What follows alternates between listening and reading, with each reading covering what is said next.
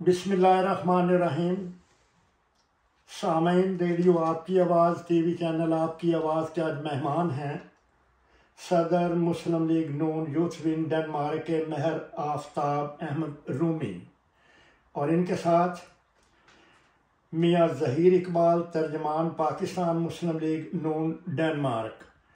आज हम इनसे पाकिस्तान की सियासी सूरत हाल और आने वाले इलेक्शन के मुतल्लिक तफसील से बात करेंगे। ये हमारे रहनुमा हैं यहाँ मुस्लिम लीग नून डेनमार्क कोपनहेगन में, और इनकी सरगर्मियाँ हमेशा रेडियो आपकी आवाज़, टीवी चैनल आपकी आवाज़ पर स्कैंडिनेविया के अलावा पूरी दुनिया में सुनी जाती हैं। सवाल ये है कि आने वाले इलेक्शन के मुतल्लिक दोनों भाइयों से ये मेरा सवाल है, क्या आप समझते हैं कि आने वाला इलेक्शन जो करीब है, जिसकी चहमगोइयाँ हो रही हैं, शफाफ इलेक्शन होंगे? नहमदहु व नसल्ली व रसूलिहिल करीम, अम्मा बाद, फ़ऊज़ु बिल्लाहि मिनश शैतानिर रजीम, बिस्मिल्लाहिर्रहमानिर्रहीम। रब्बि इश्रह ली सदरी व यस्सिर ली अमरी वहलुल उक़दतम मिन लिसानी यफ़क़हू क़ौली। Rabbi ज़िदनी इल्मा, rabbi ज़िदनी इल्मा, rabbi ज़िदनी इल्मा।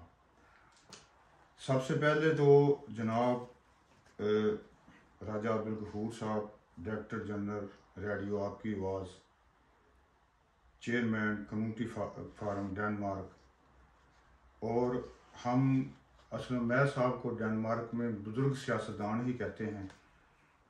हमारे बुज़ुर्ग हैं और इन्होंने 55 साल सहाफ़त की है और बड़ी साफ शफाफ सहाफ़त की है।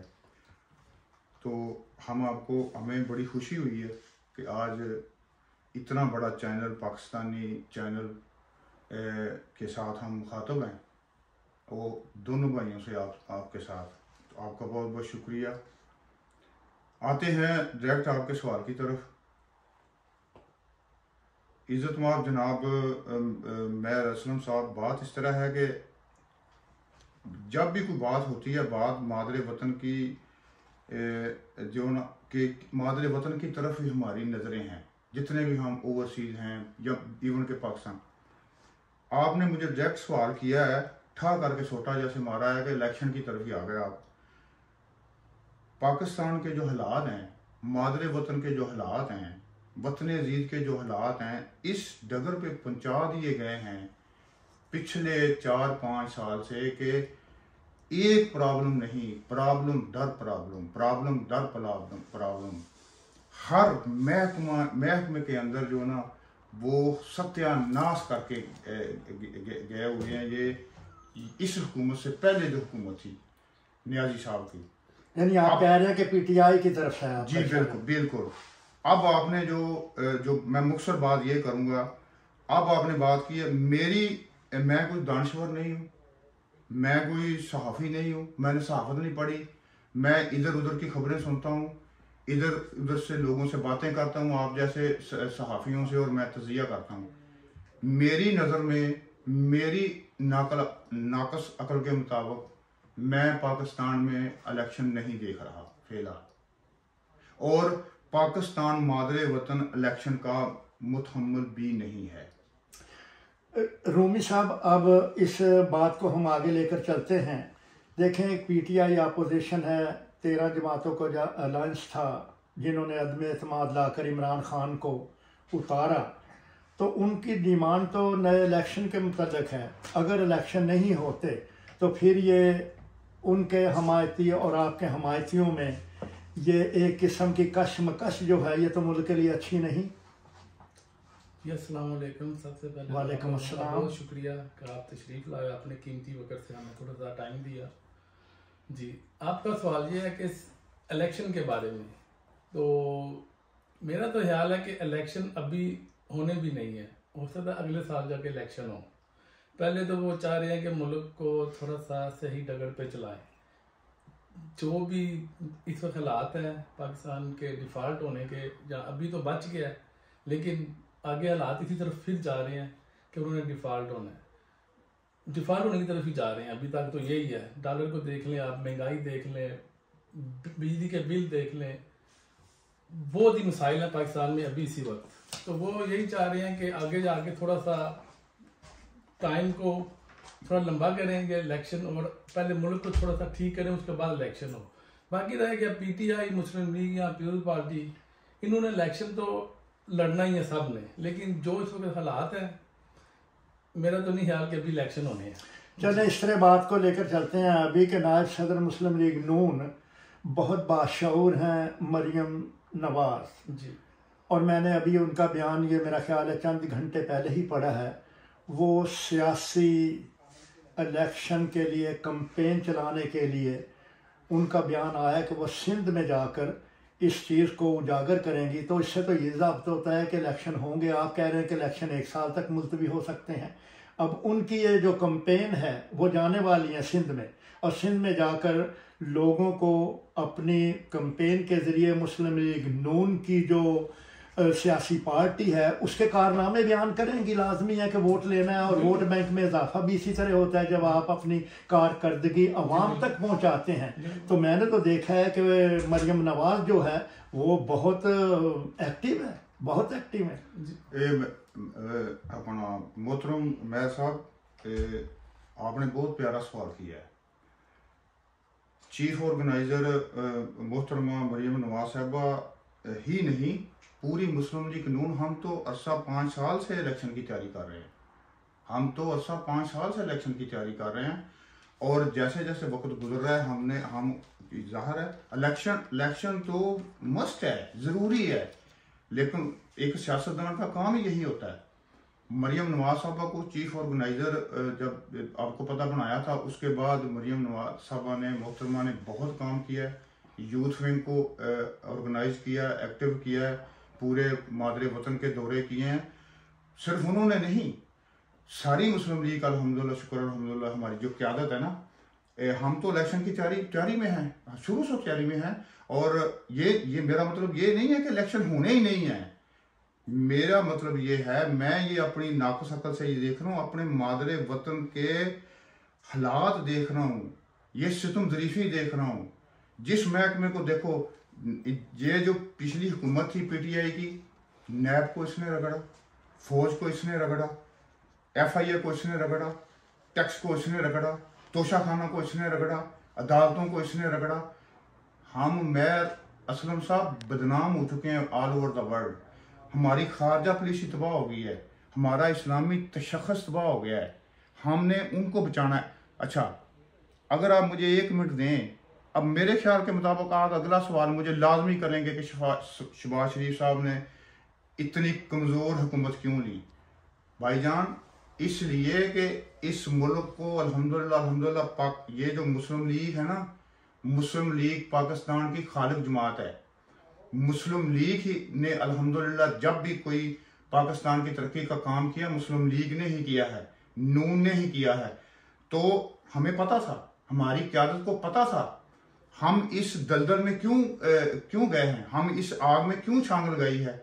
हम मादरे वतन को तनहा नहीं छोड़ सकते थे।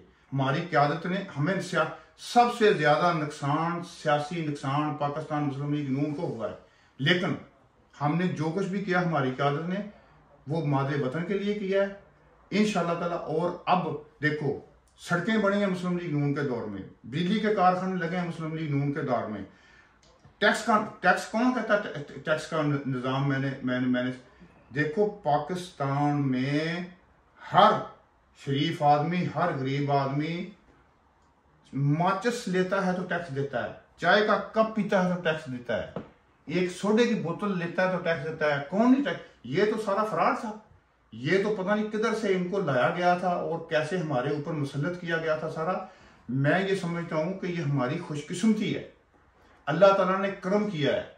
मुस्लिम लीग नून पर नहीं, PDM पर नहीं, पूरी कौम पर करम किया है कि हमारी जान छूट गई है। और इंशाअल्लाह ताला अब जनाब पाक फौज, अल्हम्दुलिल्लाह, शुक्र अल्हम्दुलिल्लाह, मैं तो सजदा बजा लाता हूँ। आपको भी पता है 3-4 दिन से हाफिज साहब, सिपा सलार साहब डंडा लेकर मैदान में निकल चुके हैं। और इंशाअल्लाह ताला वो ताजरों को मिल रहे हैं, वो अदलिया को मिल रहे हैं, वो जनाब करेंसी वालों को मिल रहे हैं, वो रेडी वालों को मिल रहे हैं। अल्हम्दुलिल्लाह इंशाअल्लाह ताला सफाई होगी, उसके बाद काम होगा। सदर मुस्लिम लीग नून यूथ विंग डेनमार्क महर आफ्ताब अहमद रूमी साहब, मरियम नवाज का कहना है कि पाकिस्तान के अवाम जो मुस्लिम लीग के साथ फेथफुल हैं, वफादार हैं, वतन के मोहब्बत करने वाले हैं, तो मरियम नवाज का कहना है कि अवाम पाकिस्तान की नवाज शरीफ साहब को चौथी मरतबा वज़ीर आज़म देखना चाहती है, और अब ये तारीख भी तय हो गई है कि वो 15 अक्टूबर को पाकिस्तान तशरीफ़ ला रहे हैं। आपके रहनुमा हैं, आपके लीडर हैं, आप उनसे मोहब्बत करते हैं, आप उनके जियाले हैं। आप समझते हैं कि मियाँ नवाज शरीफ चौथी मरतबा वज़ीर आज़म बन जाएंगे? ये सवाल है आपसे। जी बिल्कुल। पहले तो आपका पहला सवाल कि मरीम नवाज जो सियासी तौर पे इलेक्शन होना है, अगर उसकी कंपेन करने के सिंध जाना ये होता है। एक सियासी पार्टी जो है ना वो हर वक्त ही इलेक्शन में होती है, उसके लिए 1 महीना और 2 महीने और 3 महीने, अगर इन्होंने जब ये हुकूमत गिराई थी उससे पहले भी तो यही कह रहे थे कि इलेक्शन होना चाहिए, नया एक बिल्कुल नया इलेक्शन हो। जैसे पहले 2018 का इलेक्शन था, RTS बैठा के सब कुछ इनको लाया गया, वैसा इलेक्शन नहीं होना चाहिए। साफ शफाफ इलेक्शन हो जिसमें जो भी आता है आगे ठीक है, उसे मुल्क के लिए काम करना चाहिए।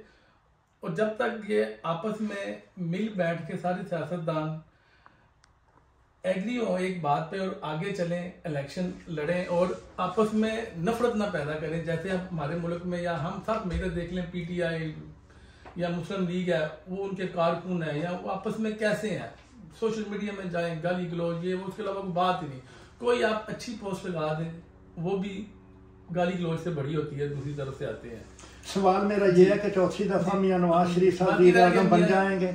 क्यों नहीं बनेंगे? उनके जब भी मियाँ नवाज शरीफ का दौर आए, वो इलेक्ट हुए हैं, आप देखें उनके दौर में हमेशा तरक्की हुई है, पाकिस्तान आगे गया है। 2013 से आप देख लें पाकिस्तान की महंगाई जो थी वो कितनी, चीनी की कीमत है, आटा है, हर चीज़ की कीमत, बिजली की कीमत है 6-7 रुपये थी यूनिट थी, आटा था, चीनी है 45 थी, हर चीज़ का आप देख लें। अब देख लें कि कितना है। मियाँ नवाज शरीफ को लोग पसंद करते हैं, वो 3 दफ़ा तो वज़ीर आज़म बन चुके हैं, तो इंशाल्लाह आगे भी अगर उन्हें मौका मिला, पाकिस्तान जाते हैं, हालात देखेंगे और बनते हैं, तो वो इंशाल्लाह पाकिस्तान को डिलीवर करें जैसे उन्होंने पहले किया। क्यों नहीं? मुस्लिम लीग नून मियाँ शहबाज शरीफ, मरियम नवाज और मियाँ नवाज शरीफ साहब, ये जो इलेक्शन की बात हम इस वक्त डिस्कस कर रहे हैं, आप समझते हैं कि मुस्लिम लीग तनहा ये इस इलेक्शन में हिस्सा लेगी या कि अलायंस के साथ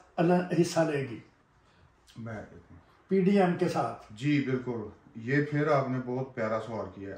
मैं साहब इस तरह है कि ये जो PDM की हुकूमत बनी थी ना, ये मुल्क को बचाने का एक इनका मुआदा था। इनका इलेक्शन इकट्ठा लड़ने का कोई मुआदा नहीं है इनका, हमारा इनके साथ किसी भी पार्टी के साथ सीट बाय सीट एडजस्टमेंट की कोई हम कमिटमेंट नहीं है हमारी इनके साथ।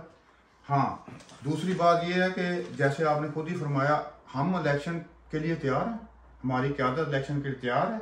मियाँ नवाज शरीफ साहब अल्हम्दुलिल्लाह इंशाअल्लाह ताला उन्होंने ऐलान भी कर दिया है, वो आएंगे और इंशाअल्लाह ताला, क्योंकि देखे अब पाकिस्तान में मादरे वतन में हुकूमत है, निगरान हुकूमत है और वो बिल्कुल गैर जानबदार हुकूमत है। उन्होंने इलेक्शन कराने हैं और इस्टेब्लिशमेंट है, तो जिस तरह ही जैसे ही और अदलिया है और जैसे ही जो हालात वो अनाउंसमेंट करेंगे। देखें, मियाँ नवाज शरीफ साहब टॉप ऑफ द पार्टी हैं, वो लीडर हैं, वो 3 दफ़ा वज़ीर आज़म रह चुके हैं। ऑल ओवर द वर्ल्ड, आलम इस्लाम में उनका एक नाम है।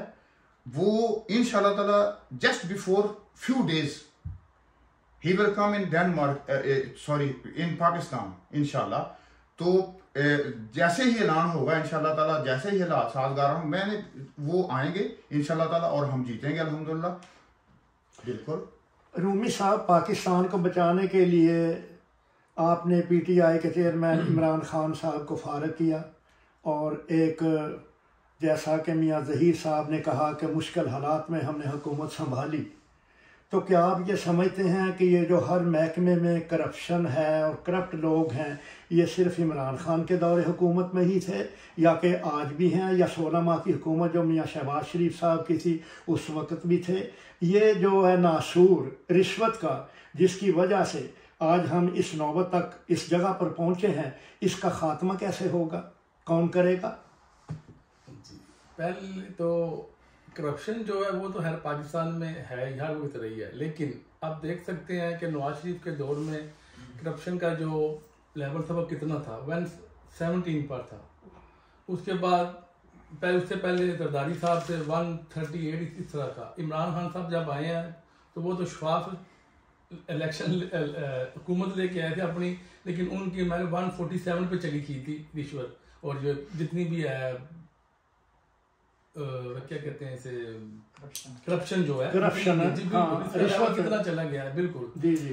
तो मेरा ख्याल है कि पाकिस्तान में करप्शन को ख़त्म करने के लिए भी जितनी पार्टियां हैं इनको सबको इकट्ठे बैठना चाहिए, और जब तक ये आपस में इकट्ठे होकर नहीं बैठेंगे या आगे नहीं चलेंगे तो पाकिस्तान के हालात ऐसे ही रहेंगे जैसे हैं। गुर्बत के ख़ात्मे के लिए और रिश्वत के ख़ात्मे के लिए क्या आप समझते हैं कि इमरान खान और बिलावल भुट्टो और मियाँ शहबाज शरीफ, नवाज शरीफ साहब एक टेबल पर बैठकर कोई ऐसा लाहा अमल तैयार करने के लिए, डायलॉग के लिए तैयार हो सकते हैं? मैं रसलम साहब, इस तरह है कि आपने पहले रिश्वत की, करप्शन की बात की है। देखें, ये जो नसूर है, ये जो बीमारी है, ये जो लानत है, ये बड़ी पुरानी है, हमारे पीछे लगी। लेकिन जब मुस्लिम लीग नून का दौर आया, अल्हम्दुलिल्लाह इसको ख़त्म किया। 2013 में आपके सामने है कि मियाँ शहबाज शरीफ साहब ने अल्हम्दुलिल्लाह चुन के बदमाशों को मारा। ये तो बात है, ये तो सही और है। जनाब अली, मैं एक गरीब किसान के घर से तल्लुक़ रखता हूँ, गग्गो मंडी से। लोगों के घरों में आपको पता है कि ये दीवानी दावा जो है, ये जो इंतकाल है, कितनी प्रॉब्लम थी। खासतौर हमें तो पता है, वो जमीन की अलॉटमेंट, शहबाज शरीफ साहब के वज़ीर आला के दफ्तर से डायरेक्ट हर गरीब के घर में फ़ोन किया कि आपका इंतकाल सही हो गया, किसी ने रिश्वत तो नहीं ली। ये बाजार गर्म था। हाँ, दूसरा आपने सवाल किया कि क्या आप इनके साथ बैठ सकते हैं। देखें, पाकिस्तान सियासत तो नाम ही कंप्रोमाइज का है। मियां साहब, इमरान तो कहता है मैं इन करप्ट लोगों के साथ नहीं बैठूंगा। जी बिल्कुल, मैं उसी तरफ आ रहा हूँ। सियासत तो नाम ही बैठने का। देखें, हर वक्त मियाँ नवाज शरीफ साहब तो इमरान खान साहब के जब चोट लगी थी, आपको पता, उनके घर चले गए थे। मियाँ नवाज शरीफ साहब ने तो नियाजी साहब को अस्पताल की जगह दी, अस्पताल की जगह, यही सारा कुछ। 50 करोड़ शौकत खानम का प्लाट उन्होंने दिया, मियाँ नवाज शरीफ ने। ये तो रिकॉर्ड पर मौजूद है। 50 करोड़ भी दिया, 50 सब कुछ। अच्छा, अपनी जुबान रही बात के, देखें, हर वक्त मुस्लिम लीग नून ने बैठने की कोशिश की है। आपके सामने है, मीडिया ऑन द रिकॉर्ड बातें हैं। आप लोगों ने इसी मीडिया के ऊपर सारी ये बातें सुनी है, रिकॉर्ड हैं। इमरान खान साहब इतने हटगर्म थे, इन्होंने हमेशा, खान साहब ने किसी के साथ बैठना पसंद ही नहीं किया। इसने हमेशा ही इससे इनकार किया। तो हाँ, इंशाल्लाह ताला, देखो, हम इधर डेनमार्क में बैठे हैं, हमारी अपनी आला क़यादत के साथ जिस तरह भी है हमारा कभी राब्ता होता है, लेकिन हम दावे से कह सकते हैं। लेकिन मियां साहब, एक ईमानदार आदमी करप्ट लोगों के साथ क्यों बैठे? कौन? इमरान खान। उन्होंने नाम नहीं लिया, उन्होंने सवाल किया, समझ गया, उन्होंने नाम नहीं लिया। आप अगर सियासतदान है तो समझ जाए। देखो जी, राजा साहब, राजा अब्दुल गफूर साहब माशाल्लाह नहीं, एक बड़े सहाफ़ी हैं, लेकिन मैं इनको बच्चा नहीं कह रहा। मैं सिर्फ एक मिसाल देने लगा हूँ। मेरे दिमाग में मिसाल ही वही आई, छोटी देना, कि बच्चा गल करे तो सियाना क्यास करे, सहाफ़ी बात करे, और इंटरव्यू देने वाला हमारे जैसा कारकुन है जो उसी बात समझ गया। समझ गए आप? ठीक है। मेरी बात सुनो जी। अपना मैं रसलम साहब, इस मुस्लिम लीग नून ने तो अल्हम्दुलिल्लाह जनाब अली, देखो, लोग तो झूठ बोलते हैं, लोग तो आके प्रोपेगेंडा करते हैं जी। वो 33 साल 47 साल कोई कह देता है जी मुस्लिम लीग नून की। हमें जब भी मुस्लिम लीग नून को हुकूमत मिली है, हमें लंगड़ी लूली मिली है, हमें पाकिस्तान गिरा हुआ मिला है, हमें पाकिस्तान जो कमज़ोर हालत में मिला है, अल्हम्दुलिल्लाह शुक्र। जब भी थोड़ा सा इसको स्टैब्लिश किया तो कोई ना कोई जनाब अली, कभी परवेज़ मुशर्रफ ने तलवार मार दी, कभी जनाब अली जो ना ये क्या कहते हैं फैज़ अमीर साहब ने मार दी, कभी जनाब अली वो क्या कहते हैं बाबे रहमते साहब ने हमें लूट लिया। ठीक है, तो हम बैठने के लिए किस्सा मुख्तर ये कि हम आपका वक्त नहीं ज़ाया करना चाहते। मियां साहब बाबे रहमते कौन है? बाबा रहमते जनाब अली, बाबा रहमते एक चीफ जस्टिस, उसने साकिब निसार साहब, उसने जनाब अली डैम बनाने का वादा किया था। तो ऐसा मैं आप ये बात आज मैं ये क्लियर कर दूँ, मैं अर्गसोन डेनमार्क में रहता हूँ। अर्गसोन, मैं बाकी मस्जिदों की बात नहीं करते। 4 लाख करोड़ मियां निसार साकिब बाबा रहमते साहब को हमने यहाँ से भेजा, वाया एम्बेसी भेजा है, उसका कोई हिसाब है नहीं, जाया हो गया। मैं एक और बात करने, जाया हो गया हमारा साहब का सफीर। ये आपकी बात मुतलका नहीं है, लेकिन बात टच हो गई है। साहब का सफीर पाकिस्तान अहमद फरूक साहब ने एक कॉल दी कि हमने, हालांकि ये उनका काम नहीं था, उनका काम नहीं था कि हमने वहां मशीन लगानी है, पैसे इकट्ठे करो। वहां भी हमने पैसे दिए। देखो हमारी कौम, हम बैठे यहाँ ओवरसीज हैं, हम समुद्र पार पाकिस्तानी हैं। हम तो हमेशा अल्हम्दुलिल्लाह जो ना अपने वतन के लिए पैसा देते हैं, अफरादी कवत देते हैं, हम जनाब हर काम करते हैं, लेकिन सबसे ज्यादा जुल्म ही हमारे साथ होता है। रूमी साहब, कुछ सहाफ़ी पाकिस्तान में टीवी चैनल पर ये बात दोहराते हैं और कहते हैं और बार बार कहते हैं कि जी गरीब आवाम टैक्स देते हैं, लेकिन अशराफिया जो है वो टैक्स नहीं देती, जिसकी वजह से बिजली पर का बहरान आ जाता है, आटे का बहरान, चीनी का बहरान, गुर्बत का बहरान और डेंगू का बहरान। तो ये वाकया ही इसी तरह है कि गरीब आवाम जो टैक्स देती है और अमीर आदमी शराफिया नहीं टैक्स देती। आप क्या कहते हैं? टैक्स तो उधर सारे देते हैं, गरीब भी देता है, अमीर भी देता है, यानी दोनों तरफ से आता है टैक्स। टैक्स कौन नहीं देता? हर एक चीज पाकिस्तान में जो भी आप खरीदते हैं, छोटी से लेकर बड़ी तक, उसमें टैक्स तो देते हैं आप। टैक्स का लेकिन जागीरदार जो हैं, पानी बिजली गैस जो इस्तेमाल करते हैं सरकारी, उसके ऊपर जितना रेवेन्यू बनता है वो फुल पे करते हैं या कि कुछ मिकदार आप ये कह सकते हैं जितने भी बासर तबका है, हाँ, वो दायरा हमेशा ही इस तरह के कामों में मुलव्वस रहा है। जैसे हमारे जज है जी, कोई बंदा बिजली का महकमे वाले हैं, हाँ, ये सारे फ्री बिजली इनको मिलती है। अच्छा, जितने भी हैं, जितने भी हमारे महकमे में काम करते हैं, सुई गैस का महकमा, उन्हें सुई गैस फ्री है। बापड़ा वाले हमारे जितने जजेस वगैरह सबको फ्री। तो सियासतदानों को भी मिलती है? सियासतदानों को मैं यहाँ एक मिनट उनकी बात सुन, जी, लेकिन मिलती होगी, लेकिन हमारे पाकिस्तान में आपके इल्म में नहीं है। नहीं, सारे जो है सियासतदानों को तो नहीं हर फ्री बिजली मिलती, ये बात तो है, उनको नहीं मिलती। पेट्रोल नहीं मुफ्त मिलता, पेट्रोल का नजारा जो वजीर है, बुलेट प्रूफ गाड़ियां नहीं मिलती, मिलती नहीं है। जो तो है वजीर है, अगर उसे तो मिलती है, गाड़ी भी पेट्रोल वाली फ्री मिलता है। बाकी जो आम से उनके बच्चों को तालीम, मेडिसन, नहीं वो फ्री तो नहीं है। हवाई जहाज का सफर, वो बच्चों का तो महल फ्री नहीं है बिल्कुल, लेकिन जो सियासतदान है उनके लिए काफी चीजें हैं जो। अब जहीर साहब से पूछते हैं। हाँ, रूमी साहब, जहीर साहब एक्सप्लेन करेंगे। मैं असलम साहब, आप माशाल्लाह अपने तजर्बे के मुताबिक अच्छे से अच्छा सवाल कर रहे हैं, हमें मजा आ रहा है, मैं लुत्फ अंदोज हो रहा हूँ। आप करें जवाब। बात इस तरह है कि वही बात पहले भी हुई है कि टैक्स पाकिस्तान के गरीब लोग देते हैं, मजदूर देता है, जो तनख्वाहदार देता है, लेकिन नहीं, ये एक बहुत बड़ा माफिया है ये। अब देखो मियां साहब, इस माफिया में मियां नवाज शरीफ, शहबाज शरीफ भी आते हैं। मैं आपको बताता हूँ, मैं उसी तरफ आ रहा हूँ। जनाबे अली, ये जो बिजली का बहरान है, मेरी बात सुनो, ये कितना जुल्म है, कितना जुल्म है मेहर असलम साहब, कि एक बंदा अपने मादरे वतन में अपने घर में रह के 8-9 घंटे अपने बच्चों के लिए मजदूरी करता है, वो शाम को एक पंखा चला के सो नहीं सकता।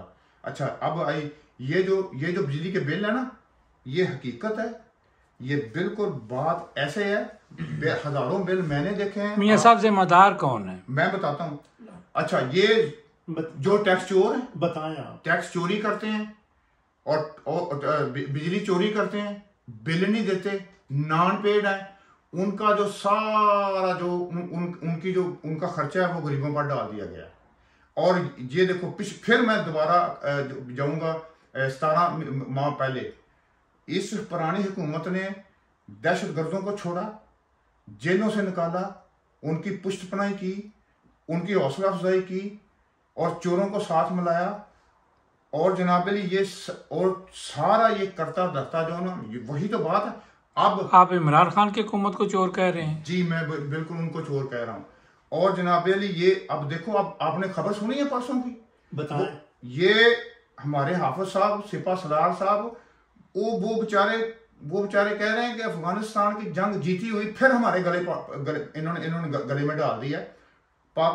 ये पिछले 4 साल में चीनी अफगानिस्तान जाती रही है, आटा अफगानिस्तान जाता रहा, डॉलर अफगानिस्तान जाता रहा, लेकिन और वहां से जनाब अली जो ना जो नजायज लोग अफगानी हमारे भाई हैं, मुसलमान दीनी भाई हैं, लेकिन जो इमरान खान साहब ने, नियाजी साहब ने जनाब देखें जो लोग थे उनको फिर हमारे अंदर जनाब अली कितनी हमें वो अलग से काम शुरू करना पड़ गया। फिर दोबारा आप इलेक्शन की बात कर रहे हैं मियाँ साहब। चलें, ये तो बात होगी कि इमरान भी चोर है, मियाँ साहब भी हैं, लेकिन आप जो अपना आर्मी चीफ आ रहे हैं वो जो काम ठीक कर रहे हैं। कौन? अपने सिपा सलार जो है। जी बिल्कुल। देखें जी, पहली बात तो ये है कि मैं साहब जो हर अदारा जो होता है ना जी, वो मुकद्दम होता है। हर अदारा, हर मुआशरा, हर महकमा, हर मोहल्ला, हर कौम एक बड़ी मुकद्दम होती है, अच्छी होती है। अब रही पाकिस्तान की बात, पाकिस्तान में देखो हर महकमे के अंदर ये काली भेड़ें छुपी हुई हैं। अब फौज की बात करते हैं, लेकिन मियाँ साहब आपको तो फौज नहीं बचाया है। जी बिल्कुल, मैं कहता हूँ मुझे नहीं, मेरे आपसे मुराद है आपकी जमात जी, मेरी जमात को, मेरे घर को, मेरे वतन को, मेरी माँ धरती को, मेरे एक मोहल्ले को, सलाम में मरने वालों को बचाया ही फौज ने। जब हम फौज की फिर सियासतदानों की हमें क्या जरूरत है जी? जब हम फौज की बात करते हैं मेयर साहब, फौज के अंदर वो जो सियाचिन में वो ठठर कर ड्यूटी देने वाला 15 में वो सिपाही है, वो ही आता है। जो जनाब अली कारगिल के मैदानों में जो शहीद हो गए वो भी आते हैं, जो कैप्टन होते हैं वो भी आते हैं। मैंने अगले दिन तस्वीरें भेजी आपको, सब फैमिलियों की। देखें जितने भी फौजी हैं, जितने भी जर्नैल हैं, जितनी भी फौज है, वो हमारी किसी भी बरादरी से तल्लुक हो, किसी इलाके से तल्लुक हो, वो हमारा सरमाया है, हमारे बेटे हैं जो शहीद हो चुके हैं और जो अब मौजूद हैं। रही बात कि अब जो सवाल मोहतरम ने किया है, हमें फौज पर फख्र है, अल्हम्दुलिल्लाह मौजूदा सिपा सलार हाफिज मनीर साहब पर फख्र है। और इंशाल्लाह इन्होंने डंडा पकड़ लिया है और डंडा चलेगा, इंशाल्लाह ताला जरूर चलेगा। और अल्लाह की मेहरबानी से, क्योंकि ये वतन ला इलाहा इल्लल्लाह मुहम्मद रसूलुल्लाह के नाम पर बना है। फौज के 2 ओहदेदार बहुत बड़े, उन्होंने उम्र कैद की सजा भी दी है, उनका एहतसाब किया है, लेकिन ये नहीं, फौज के अंदर मैं बात मेरी समझने की कोशिश करें आप, कि 2 गद्दार थे जो बिक गए थे। मैं राजा ब्रिगेडियर रिजवान की बात कर रहा हूँ, मैं कर्नल वसीम अकरम की बात कर रहा हूँ कि वो सूरज नहीं देख सकते। एहतसाब तो है ना फौज के अंदर। तो फौज जो है वाकई कौन सी आफात आई है आसमानी कि फौज ने आगे जाकर अपना फरीजा सर अंजाम नहीं दिया। हम सब फौज के हमदर्द हैं।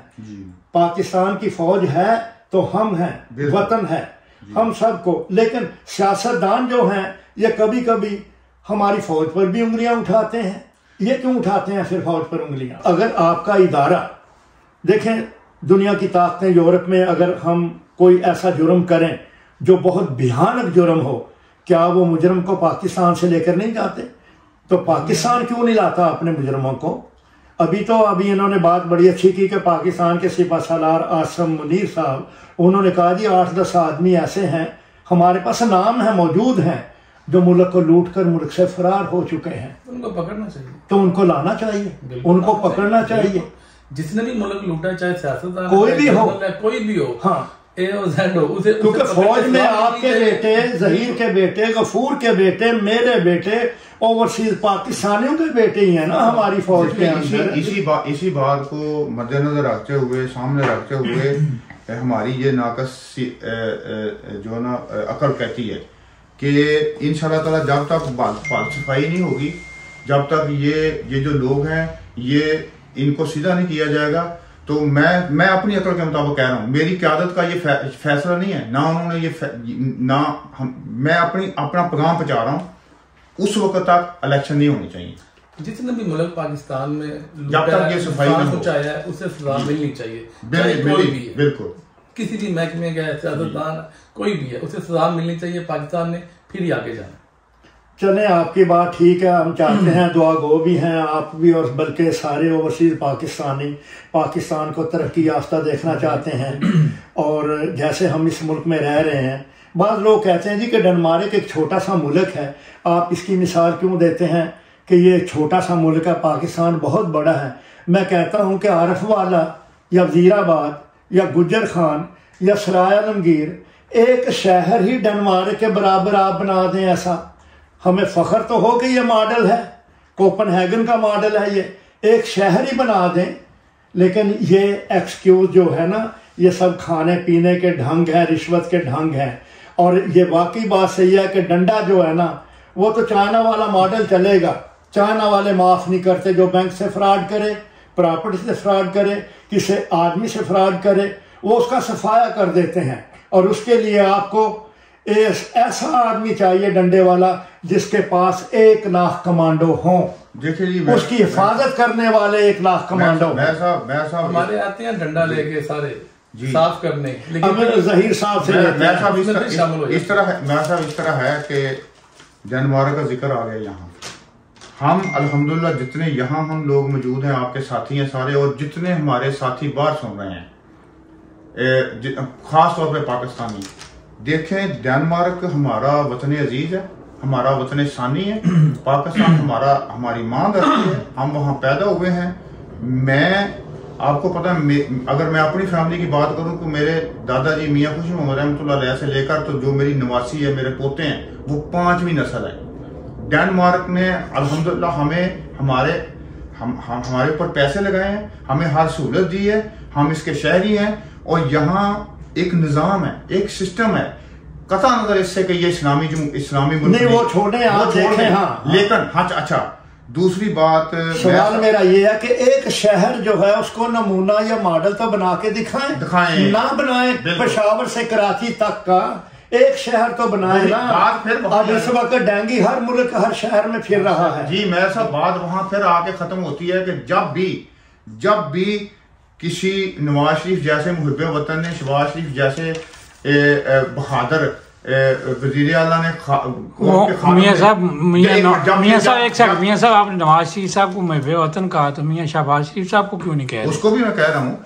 और जब भी मुस्लिम लीग नून ने, मेरा मतलब है मुस्लिम लीग नून ने जब ये काम शुरू किया तो किसी ना किसी ने जनाब वो क्या कहते हैं वो डाका डाल दिया, वो टोका चला के तो उनकी जमहूरियत को खत्म कर दिया।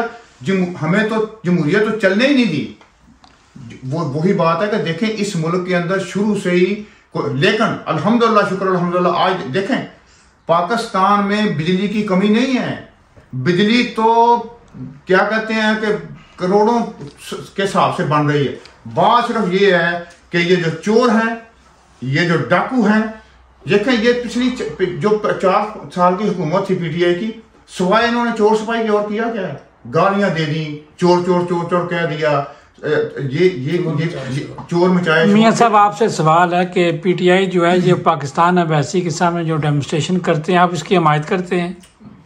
देखें जी, पहली बात तो ये है अपना मोहतरम राय साहब, मैं साहब, पहली बात तो ये है कि पीटीआई, डेनमार्क की जो पीटीआई थी ना, वो एक ये जो असल पीटीआई के लोग थे वो 22 साल पहले, जिनको मैं जानता हूँ, चौधरी अफजल साहब हैं, वो इनके जाले हैं, वो आज भी काम कर रहे हैं। Sorry for that. ये जो पिछले चंद सालों में जो पीटीआई का नारा, मेरे भाई हैं सारे, मेरे दीनी भाई हैं, मेरे वो बड़े हैं, मेरे बच्चे हैं, मेरे बहन भाई हैं, ये सारे फसली बटेरे थे। ये सारे जनाब अली सिर्फ जो ना अपनी चतुरहट जगाने के लिए आए थे। कौन सी पीटीआई की बात करते हो? अब तो पीटीआई का कोई नाम भी लेना गवारा नहीं करता यहाँ। कौन सी पीटीआई है? हाँ, वो 2-3 भाई जरूर हैं। जहां आपने कहा है कि एहतजाज करने जा रहे हैं, देखो ये जो भी एहतजाज अभी तक मुझे नहीं पता, आपकी विसासत है, मुझे ये पता चला है, लेकिन ये मैं बात कर रहा हूँ। अभी तो पिछले हफ्ते इन्होंने ये 10 बंदे थे वहां, इन्होंने फौज को गालियां निकाली, फौज को इन्होंने गालियां निकाली। ये जो जिनकी बात आप पीटीआई की कर रहे हैं ना, डेनमार्क के अंदर जो फसली बटेरे थे, जो यही तो हम अर्ज करते थे कि वो पीटीआई के लोग थे, चंद लोग थे, वो उनको मोहब्बत थी वतन से, उनको मोहब्बत थी, वो नादान थे, वो इमरान खान साहब को मसीहा समझ बैठे थे। बाकी जनाब सारे जो है ना, सारे मजा लूटने के लिए और अपनी चतुरहट जगाने के लिए आ गए। लेकिन होता पता क्या था? जलसा हो रहा है जी, वहां फौज को गालियां निकाली जा रही हैं, वहां नवाज शरीफ को गालियां निकाली जा रही हैं, वहां अदलिया को गालियां निकाली जा रही हैं, वहां नैब को गालियां निकाली जा रही हैं, अम्बेसी के अंदर जनाब अली गालियां निकाली जा रही हैं। मैं ये दावा करता हूं कि पिछले 4 साल में कोई ऐसा पीटीआई का जलसा दिखाओ जिसमें फौज को गाली ना निकाली हो, जिसमें अपनी कौम के बेटियों को गाली ना निकाली हो, अपने बच्चों को गाली ना निकाली हो। और क्या ये सियासत होती है? मैं पीटीआई, यहां वो पीटीआई के लोग नहीं थे, 2-3 लोग हैं, चंद लोग हैं, वो मैं उनकी इज्जत करता हूं, मैं उनका एहतराम करता हूं, मेरे भाई है, मेरा खून है। लेकिन मैं से एक पैगाम देना चाहता हूं, एज एक बेटा, एज एक फर्जंद, एज एक भाई, एज एक मुस्लिम लीग नून भी, जो मुस्लिम लीग नून के प्लेटफॉर्म से अल्हम्दुलिल्लाह अमन का पैगाम निकला है, मैं ये अर्ज करना चाहता हूं कि इस नफरत को छोड़ो, इस गाली गलोच को छोड़ दो। बाकी मोहतरम ने बात की है एहतजाज की, राय साहब वही 13 बंदे होंगे उधर, नौज बिला। मैं कहता हूं कि वो वक्त ना आए कि मैं उनके मुंह से, अपने भाइयों के मुंह से, अपने हमवतनों के मुंह से पाकिस्तान के खिलाफ या फौज के खिलाफ गालियां सुनूं, लेकिन होना यही है। सवाल यह है दोनों भाइयों से जनाब आली, सदर मुस्लिम लीग नून, और मुझे इशारा मिल रहा है कि अब क्लोजिंग की तरफ हम जा रहे हैं। सदर मुस्लिम लीग नून यूथ विंग डेनमार्क महर आफ्ताब अहमद रूमी साहब और जनाब मियाँ ज़हीर इकबाल तर्जमान पाकिस्तान मुस्लिम लीग नून डेनमार्क। पाकिस्तान को आप पूरी दुनिया में ये झंडा लेकर नारा लगाते हैं जी कि ये इस्लाम का किला है। लाजमी है कि आप मुसलमान दूसरे ममालिक को इसमें शामिल करते हैं ना, जब ये कहते हैं कि इस्लाम का किला है। तो किला कहने वालों से आप कासा गदाई लेकर जब भीख मांगने जाते हैं तो अरब अखबार क्या लिखते हैं आपको कि फ़कीर फिर आ गए, गदागर फिर आ गए। तो हम कब तक ये भीख मांगते रहेंगे? सवाल दोनों से है, पहले ज़हीर साहब जवाब दें, फिर आप अपने ख्यालात के मुताबिक, क्योंकि आप दोनों रहनुमा हैं मुस्लिम लीग नून डेनमार्क के। देखें जी, अल्हम्दुलिल्लाह क्या कहते हैं कि जैसा सुना था वैसा ही पाया आपके। अल्हम्दुलिल्लाह मैं, पहली बात तो यह है कि मैं महसूस कर रहा हूँ कि एक सूरज के सामने, महर असलम साहब के सामने, एक बुजुर्ग साहबी के सामने मेरी क्या हैसियत है। लेकिन मैं नाकस अकल से जवाब दे रहा हूँ। मैं साहब यही तो प्रॉब्लम है, यही तो अलमिया है कि हमें, देखो पाकिस्तान में होता क्या था जी जनाब अली, पाकिस्तान बना, अयूब साहब की माशाल्लाह लगी, अयूब साहब का दौर बड़ा अच्छा दौर था, मैं तो उस वक्त पैदा भी नहीं हुआ था। वो ज़ियाउल हक साहब का दौर आ गया, अफगानिस्तान की जंग शुरू हो गई, मुशर्रफ ने डाका डाल दिया, उसने जनाब टोका चला दिया। हुआ ये कि हमने यहूदी को, पाकिस्तान, एंटी पाकिस्तान को खुश करने के लिए हमने अपने उलमा कराम को उनको दिया, हमने अपनी इज्जतों को, उनके आफिया सदीकी जैसी बहनों को उनको दे दिया, हमने अपने बच्चों को उनको दे दिया, हमने मस्जिदों को जो ना शहीद करवा दिया। उसके बदले हमें पैसे मिलते थे, उसके बदले हमें पैसे मिले।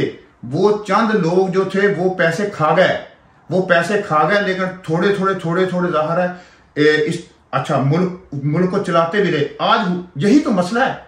मसला ये है कि देखो हमें क्यों भीख मांगनी पड़ी? आज मसला ये है कि अफगानिस्तान से अमेरिका अपने तलवे चाड़ के भाग गया, वो नाकाम हो गया और जनाब अली जंग खत्म होगी और फिर वही बात आ जानी है। पीटीआई ने जनाब अली फिर दोबारा 4 साल में उनको उठा दिया।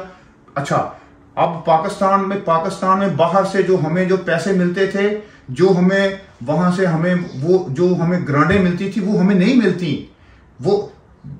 मिलती, वो इमरान को देना चाहते हैं, आपको नहीं गया कहाँ? वो सारा पैसा जनाब अली जो वो आपके सामने है, जो पीटीआई के दौर में 4 साल में जनाब अली वो क्या कहते हैं बीबी साहबा, असल में वजीर आजम इमरान खान साहब तो नहीं थे, वजीर आजम तो वो बीबियां थी। यानी 190 जो अल-कादर ट्रस्ट है, हाँ जी, उसका वो केस खुल गया है, वो तो सारा जनाब अली। हाँ जी, तो कल को ये भी झूठा साबित हो सकता है। तोशा खाना ये खा गया ये जनाब अली। देखो नहीं, इसमें कुछ जान है इसमें कि 190 मिलियन पाउंड अल-कादर ट्रस्ट का जो केस अभी चल रहा है, जिसके ऊपर बीबी को भी बुलाया अदालत ने, इमरान खान को भी बुलाया है और एक वकील जो उनके हैं बाबर साहब, उनको भी बुलाया है। तो ये चीजें जो अब चल रही हैं, तो 190 मिलियन पाउंड ये रकम बहुत बड़ी रकम है। इससे भी आगे इसके अंदर कोई यानी ये एक सियासी इंतकाम है या कि हकीकत है? नो,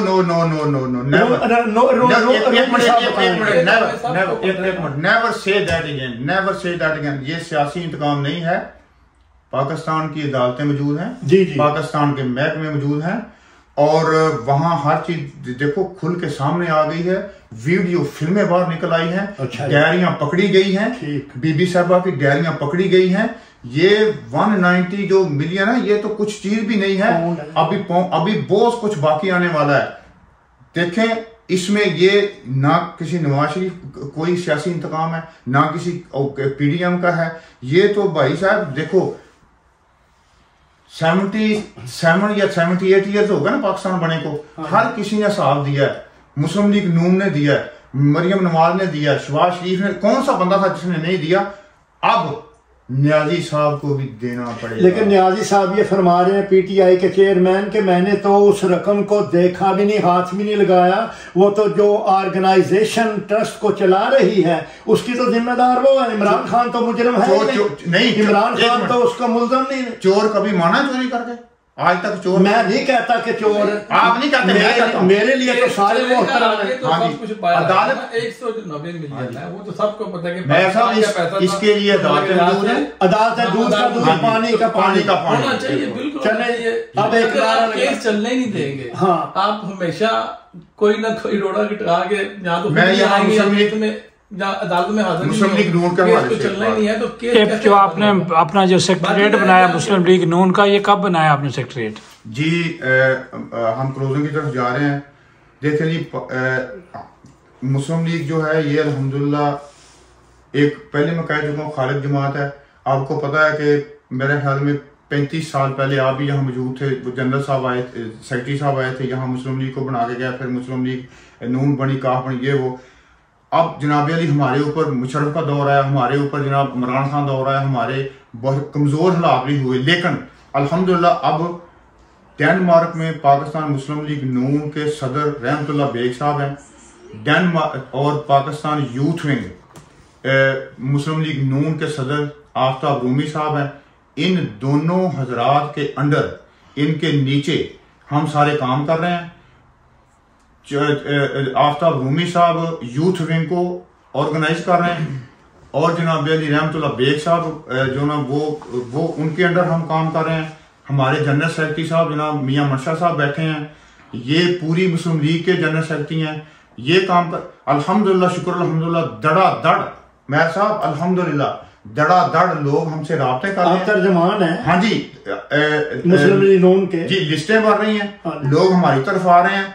ये जनाब अली, ये जो मैं यहाँ जरूर टच करूंगा, ये जहाँ हम बैठे हैं ये पाकिस्तान मुस्लिम लीग नून डेनमार्क का मरकजी दफ्तर है। और ये जनाब Ali, I am proud of my brother, my president youth wing Aftab Rumi साहब। आफ्ताब रूमी साहब ने ये अपनी अपनी तंजीम के लिए मुस्लिम लीग नून वक्फ कर दिया, ये वक्फ कर दिया, पैसा लगाया, खर्चा किया, बहुत प्यारा है। हाँ जी, और अल्हम्दुलिल्लाह जो ना, और हम इसको सलूट करते हैं। और इंशाअल्लाह ताला जिस तरह पहले पाकिस्तान मुस्लिम लीग ने अल्हम्दुलिल्लाह हर मुश्किल हालात में पाकिस्तान को, मादरे वतन को संभाला है, ओवरसीज का साथ दिया है, PIA को लाएंगे, सारे काम करेंगे, उसी तरह इंशाअल्लाह ताला अब आपको पता चल जाएगा, आपसे राब्ता रहेगा इंशाअल्लाह ताला, और आप देखोगे कि यहाँ पाकिस्तान मुस्लिम लीग नून डेनमार्क में उसने काम किया है। रोमी साहब चंद सेकंड के लिए आप आखिरी बात कहें, फिर क्लोज है। जी, हमने काफी दोस्तों से रब्ता किया इधर, जी, जो है तो मुस्लिम लीग ही है, जी, लेकिन यार वो चलते नहीं है। काफी लोगों के आपस में मसाइल भी हमारे इधर रहे हैं मुस्लिम लीग के, वो तो अंदरूनी होते हैं कि कुछ लोग हैं जो वो बस वो 2 4 5 बंदे चाहते हैं कि बस हम ही इसको लेके चले। तो यार वो मेरे जाती तौर पे काफी लोगों से हुआ कि आप लोग मुस्लिम लीग हो, आप क्यों नहीं आते कि अंदर आओ, हमें ये मिलके काम करें, मिलके काम करते हैं मुस्लिम लीग और वतन के लिए काम करें, पाकिस्तान के लिए काम करें। बिल्कुल, आप पाकिस्तान में भी सियासत करते हो, सब कुछ करते हो, इधर हम इतने ज्यादा मुस्लिम लीगी, आप क्यों नहीं आते इनमें शामिल हो? काफी लोगों से बात हुई, लेकिन कुछ क्या है थोड़े से चले, ये सिलसिला चलता रहता है। पाक फौज जिंदाबाद, पाकिस्तान जिंदाबाद।